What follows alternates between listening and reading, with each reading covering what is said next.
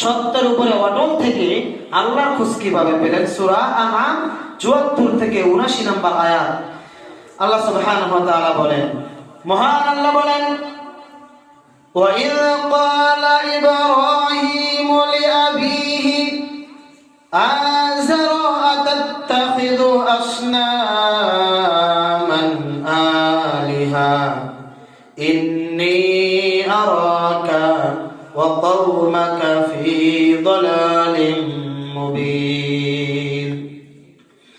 আল্লাহ বলেন, স্মরণ করো সেই সময়ের কথা যখন ইব্রাহিম তার বাবাকে ডেকে বললেন, লিআবিহি আযর, তার পিতা আযরকে ডেকে বললেন, আতাত্তাখিযু আসনামান আলিহা, হে আমার বাবা, তুমি কি এই মূর্তি পূজা গ্রহণ করে নিয়েছো? ইন্নী আরাকা ওয়া কওমাকা, নিশ্চয়ই আমি, তুমি জানো কি, নিশ্চয়ই তুমি এবং তোমার জাতি ফি দালালিম মুবিন, স্পষ্ট বিভ্রান্তির মধ্যে তোমরা রয়েছো। এই যে তোমরা আল্লাহ ছাড়া মূর্তির পূজা করো, সূর্যের পূজা করো, আগুনের পূজা করো, গাছের পূজা করো, পানির পূজা করো, যত রকমের পূজা তোমরা করো আল্লাহ ছাড়া, এগুলো তো সব বিভ্রান্তির মধ্যে। আল্লাহ এরপরে আল্লাহ বলছেন, ওয়াকাযালিকা নুরি ইব্রাহিমা মালাকুতাস সামাওয়াতি ওয়াল আরদি ওয়ালিয়াকুনা মিনাল মুকিনিন।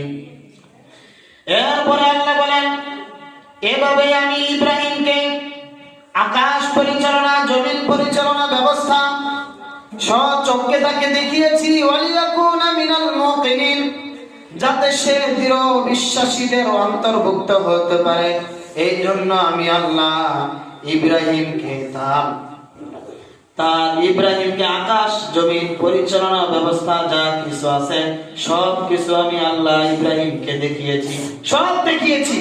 ওয়ালিয়াকুনা মিনাল মুকিনিন, যাতে সে দৃঢ় বিশ্বাসীদের অন্তর্ভুক্ত হতে পারে।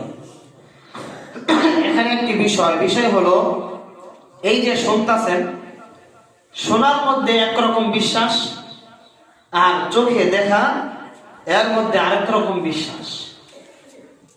আপনি যখন শুনবেন আপনি বিশ্বাস করতেও পারেন, নাও করতে পারেন, আবার যখন পড়বেন তখন বিশ্বাস হবে, আবার যখন স্বচক্ষে দেখবেন তখন পুরোপুরি ভাবে আপনার ভিতরে ইয়াকিন চলে আসবে যে এটা হওয়া কি সম্ভব। যেমন ইব্রাহিম আলাইহিস সালামের এই আরেকটি ঘটনা সূরা বাকারা 260 নম্বর আয়াতে আল্লাহ বলেছেন, ওয়াইদ ক্বালা ইব্রাহিমু লিআবি